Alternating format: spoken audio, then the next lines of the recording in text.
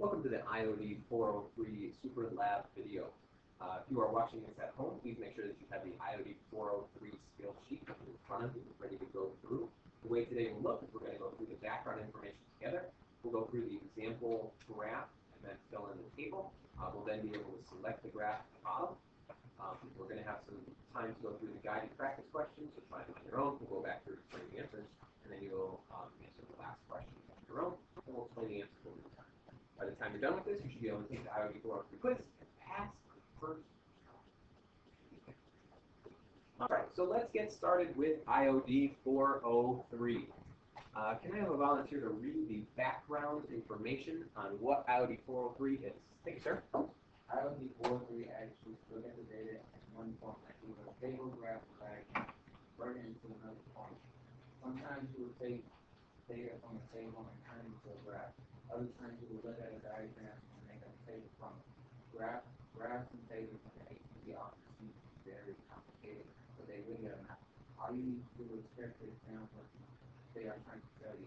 You need to do a skill such as Iod403 to try to figure out what you know. And one question to tell you what figure you need to look at. Only use that one figure and I won't talk about it.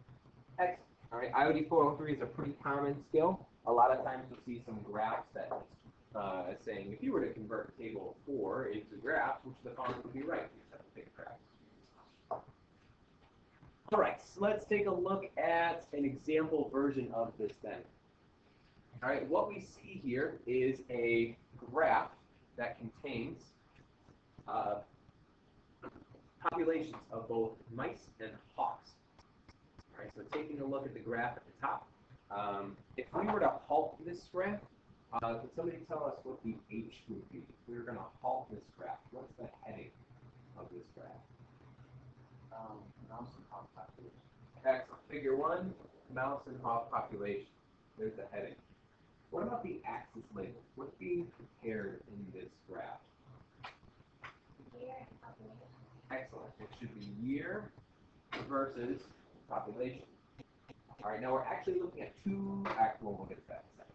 What about the units that we would look at here? What are the units of years?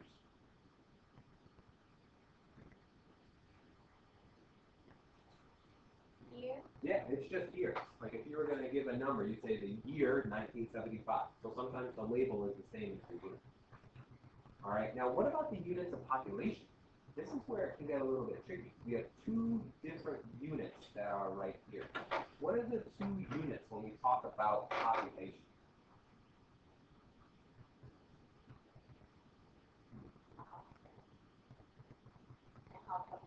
Right, so the units of our red line would be the number of mice. The units of our dashed line would be hawks.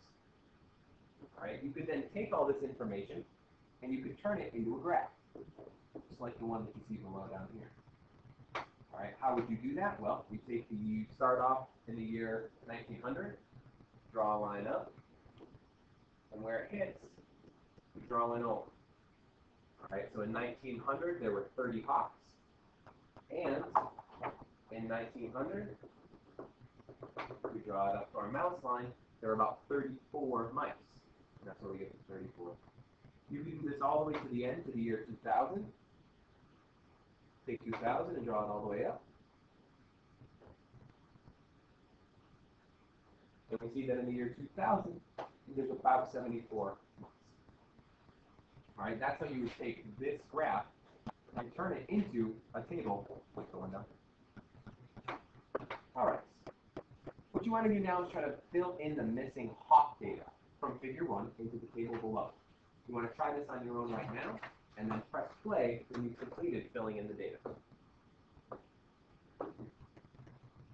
If you are pressing play at this point, that means that you have already filled in the table with your own numbers and are ready to go through how to get the answer. What we're looking at here is for each year, we know the mouse population. We now want to find out the hawk population. The first year we're going to look at is 1900. We go back. All right, now the trick to this kind of question is making sure that you have straight lines. So from 1900, you draw straight up, just like we found out before. Once you get the line, we go over, and we find that there's 30 hawks at that position. The next one is given to us, 26 already. The next year we need to find is then 1950.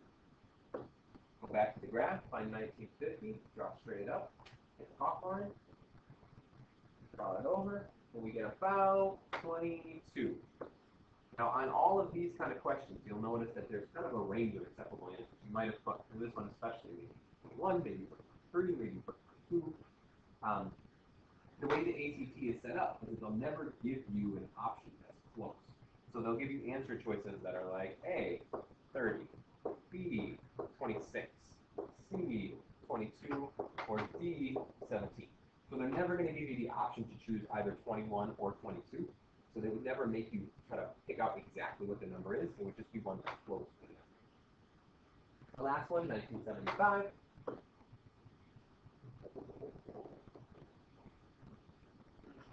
We notice that this one's a little bit below this 20 line there. I think I call it like. Now using this data, you can actually turn this information into a different graph. All right.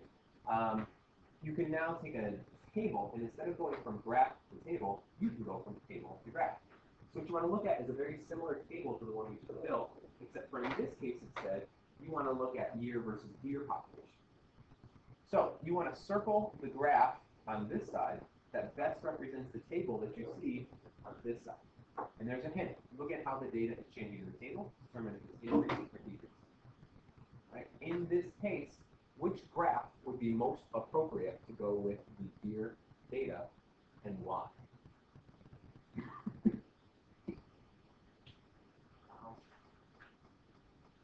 The one that's going straight up. Excellent. This one right here. Why? Because as the years increase, like 1995, basically go 15, 20, 21. So they both. Perfect. As year increases, year population increases. The only one that matches that would be this one. All right. So that's just a quick example of how it would look. Now we want to look at an actual passage from the ACT. All right, we're going to take a look at a practice passage from one of the interns that was given earlier this year about heat flow. Normally when we read through these passages, what we're doing is we're first having one volunteer read through, and we're looking for words that jump out at us that we are confused about that we need to define. After we define the words, it's going to be easy for us to go back and determine what those words mean to make sure that the vocabulary doesn't trip us up. So we have a volunteer to read through our passage for us.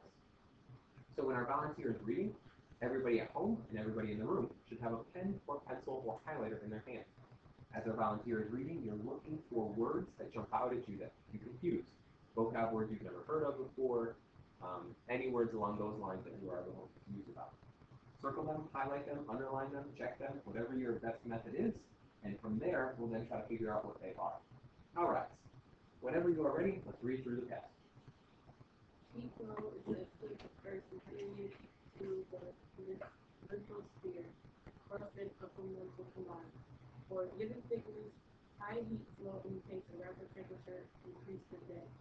Figure 1 is a cross-sectional view of oceanic and continental lithosphere. Figure 2 shows heat flow in watts per square meter for parts of the oceanic lithosphere and average heat flow for both lithosphere types. Figure 3 shows the average relationship between temperature and depth for both lithosphere types. The shaded area are where lithosphere material will melt with and without water. Fantastic. All right, let's take a look then at some of the vocabulary. Are there any words that jump out from here that you want to circle, highlight, or underline? Lithosphere. Lithosphere. Fantastic. Any other words that we don't recognize? Cross section. Nice. Any other words? Oceanic. Any other words?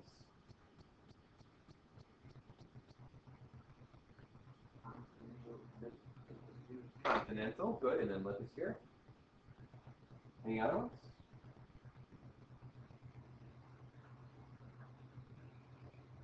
Okay, let's take a look at these words then. What we need to remember is that in science passages, there's 3 ways to figure out how to find a root word.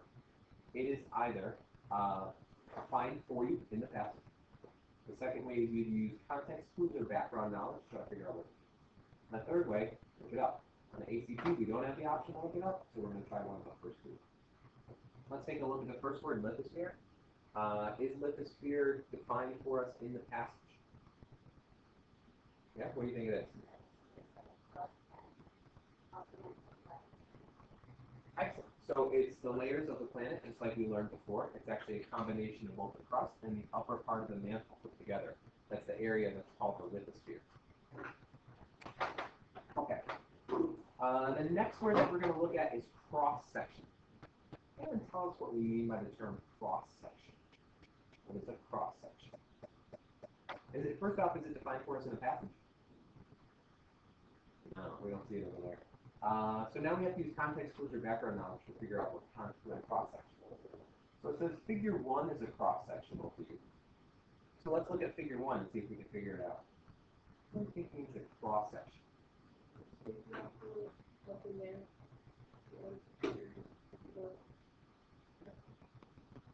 Good, so we are going to need to know the depth, that up and down height, in order to try to figure out the answer here. And really what it's saying is like a slice. All right, it's a slice of something. So a cross-section is kind of looking at it from a cut-out angle. A common example of this is often when we look at the interior layers of the Earth. All right, when we draw a diagram that looks like the interior model of the Earth that we have, we don't necessarily draw the whole Earth. Instead, what we draw is kind of the circles around each other, so that we have the crust, the mantle, the outer core, and the inner core. So the Earth doesn't look like that, but we're kind of imagining that we took the Earth and sliced it in half, like if you were to slice an apple or an orange in half, looking at it from the side. That's what we mean by cross-section. So the same thing is happening right here in figure 1. It's a cross-sectional view. So you just have to imagine that this view is kind of like if we took a chunk of this area right here and expanded it so that it looks like that. So we're looking at a very zoomed in portion of some of the crust here, and then some of the lithosphere in that section right there. That's what we mean by the term cross-section. Last but not least, what do we mean by the term oceanic? What word do you recognize in there? It's not defined for us, but what do you recognize? Ocean. Yeah, oceanic is just the lithosphere that exists below the water.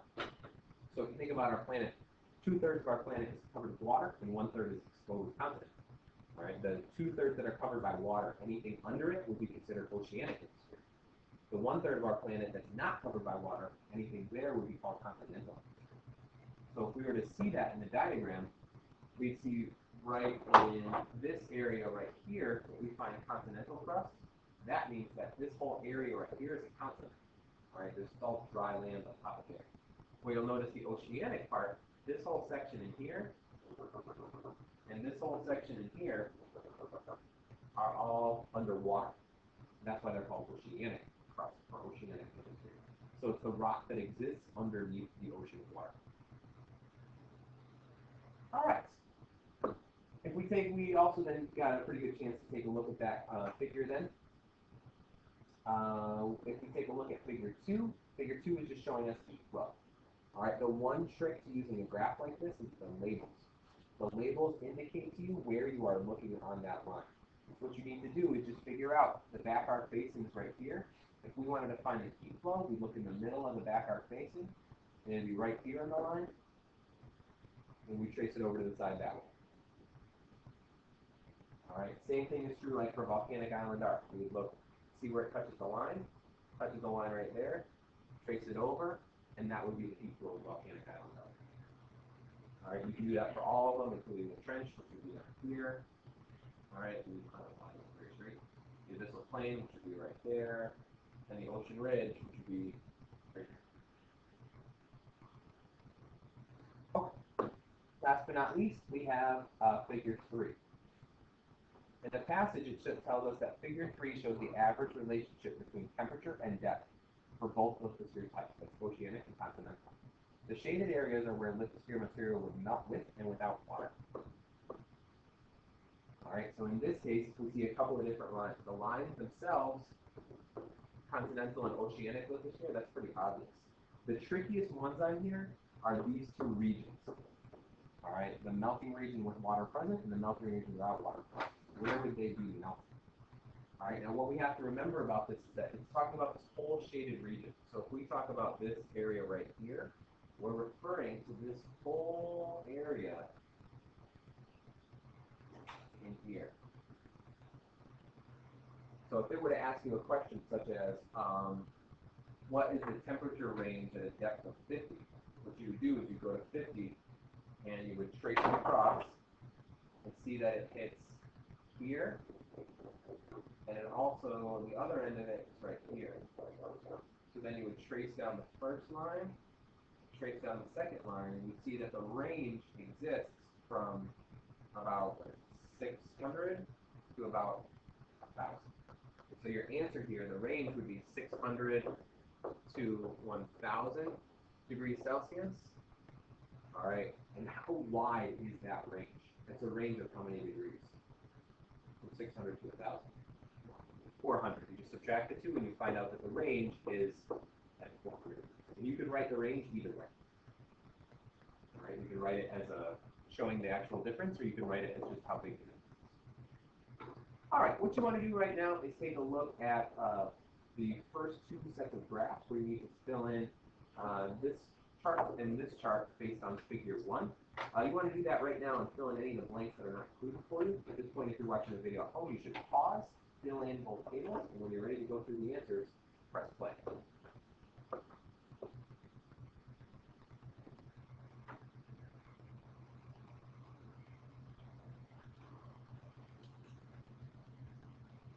All right, if you are pressing play at this point, that means that we are ready to go. Let's take a look at these diagrams. Oh, we gotta have the wrong ones listed up here with these. All right, if we start to take a look for how to fill in these charts, the question clearly says that we don't want figure 1. Which figure do we want? Figure 2, that's right. All right, so let's pull in figure 2 here. All right, figure 2 is this one.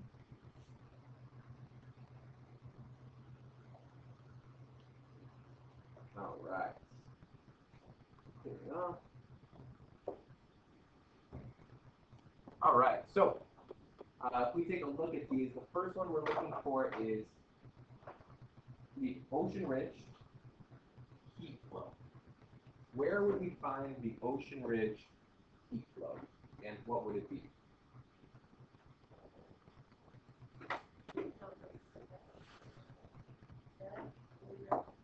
Okay, on the far left of the graph over here, all right, we see ocean ridge. And now where are we looking at for the number? Excellent, the heat flow, which is shown on this side. And then what number do you think it would be? Yeah, so 120 is here, 160 is here. This line hits kind of right in between the two, so 140, 135 is a pretty fair guess. All right, so 135, go right here.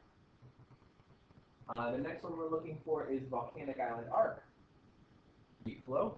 All right, and we would do that the same way. Where do we see volcanic island arc? On the graph, go to volcanic island arc. Volcanic island arc. And the line is actually Line is hitting right here. We can just trace it over. We notice both sides are actually giving us the same scale. This side is heat flow just like the other side is. Trace it over, and we're right on the 80. Fill in 80 there. Now this next one we have to be careful because we're not looking for a number.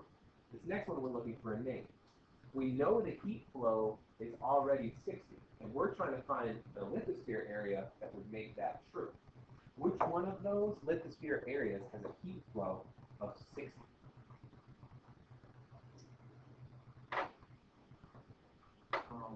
Backyard basin. Backyard basin, good. So if we find 60, 60 is halfway between 40 and 80. If we trace it all the way over, we see it would hit the line right there, which means it's back arc basin. Back arc basin. Back.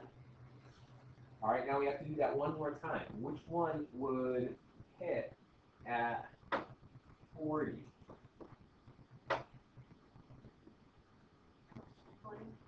abyssal plain. So if we take 40, right here, we can hit abyssal plain. Abyssal. Okay, and last but not least, what would the trench be? 20, how'd you get 20? Go to trench, it's all weird and covered up now. Go either right or left. Yeah, it's somewhere between 0 and 40, maybe a little on the low side. I think when I estimated here, somewhere around there, between 20. And remember that the test is never going to give you, is it 16 or is it 19? They're going to give you, is it 17 or is it 30? All right, to make sure that you know exactly. Okay, last but not least, this table. Now, this table can get a little bit tricky because you have to see that the data is there, it's just presented a little bit of a different way. Again, we're looking for average heat flow, and we're looking for continental. Where do we find the average heat flow for a continental lithosphere in this chart? Where do we find that data? On the right. All right, right here it says average heat flow of continental lithosphere. And so you follow this line up, follow this line over, and we can see that we're on the lower end between 40 and 80. All right, looks like somewhere around 50-ish. But you know what's convenient? They give it to you right here. All right, they tell you what that number is. All right, you can either look at the line and trace it up to find that it's 53, or you can actually just look and actually give you the number right next to it. So you go back, you plug in 53. And what would the other one be? What would be the oceanic one? 62-ish. It's either you follow the line down and follow it in, or you notice it's right there for oceanic. Bum, bum, bum, bum. Okay. At this point, we've successfully gone through figure 2. Now we need to work with figure 3. Figure 3 table is a little bit bigger. What you need to do here is you need to find the temperature at specific depths. All right, so you see temperature in degrees Celsius at depth in kilometers. So what you see here listed are a whole bunch of different depths. You need to start at the depths and work your way over to find the temperature for continental, oceanic, the melting region with water, and the melting region without water. Just one quick note. The continental lithosphere and the oceanic lithosphere, if you see the examples that are given, these are whole numbers because the line is just a single line for these two. However, for the melting regions, you see that the range is given in terms of showing the start of the range and the end of the range. All right, just like we practiced before a couple of minutes ago. So what you want to do right now is you want to fill in this entire table. When you press play again, this whole table should be filled in. If you're confused at all, try to fill in as much as you can. Press play when you're ready, and we'll go through all these numbers together.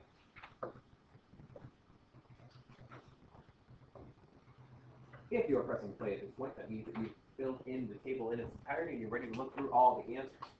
So, the first thing you have to see on this graph is that the wording is very tricky. You'll see right here where it says temperature at depth. That means you need to find the temperature at a given depth. And the given depths are all listed right here. Alright, so it can get a little tricky, like are you supposed to find the temperature, or are you supposed to find the depth? In this case, temperature comes first, you're supposed to find the temperature at the given depths that they give you already for options. Alright, so now knowing that, this becomes much more straightforward. Alright, they fill in our first one for us, 0. So what we're looking for is the temperature of continental lithosphere at a depth of 20. You go up 20 here. Continental lithosphere is the solid black line. Trace it over, trace it down. You get about 260. Do it again at 40. Trace it over, trace it down. You get about 500. All right, it's already given for us at 60, so we need to go to 80. Trace it over, trace it down. About what, 825? And then for 100, trace it over, trace it down, we get about 1,000. And these are all in degrees Celsius. Do the same thing for oceanic that you did for here, except for the first one we have to do is 0. At 0, it is 0. 20 is already given for us, so now we're looking for 40. Except for now we're looking for the oceanic line, which is the dash line. 40 over to the dash line down is about 800. 60. Trace it over. Trace it down. It's about 1,100. And now we'll notice that the rest of these are not able to be calculated because they're not options. The line stops here. Since it stops there, if you were to go up to 80, 80 never hits it because there's nothing to hit. And 100, keep going because there's nothing to hit over here. All right, because what you'll see if we were to erase this is that the line actually stops.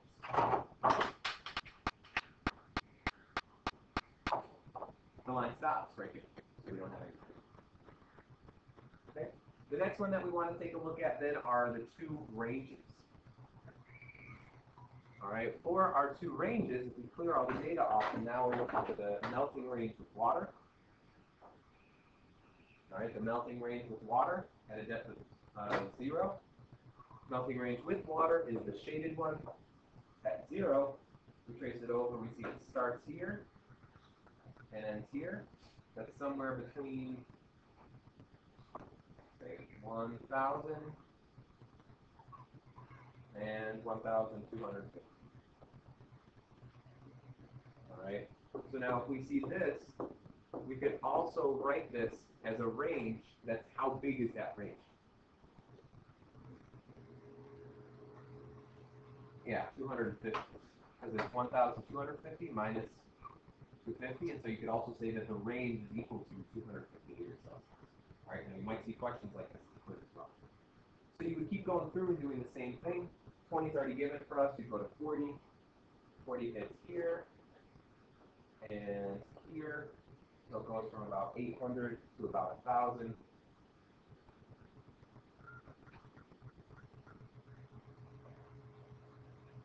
All right, and you could keep going through with all of the rest of them. All right, if you want to check the rest of the answers, just check out the answers. And if you can do these, you can do it. Last but not least, let's then take a look at the following graphs. According to figure 2, which of the following graphs best represents the heat flow from an ocean ridge, an abyssal plain, and a trench? If you want to circle, take about a minute right now and answer this question. Press play when you're ready. Look at the answer. All right, at this point you're pressing play if you are ready to go through the last question on here. According to figure 2, which is the following graphs that represents the heat flow from an ocean ridge, an abyssal plain, and a trench? Circle one.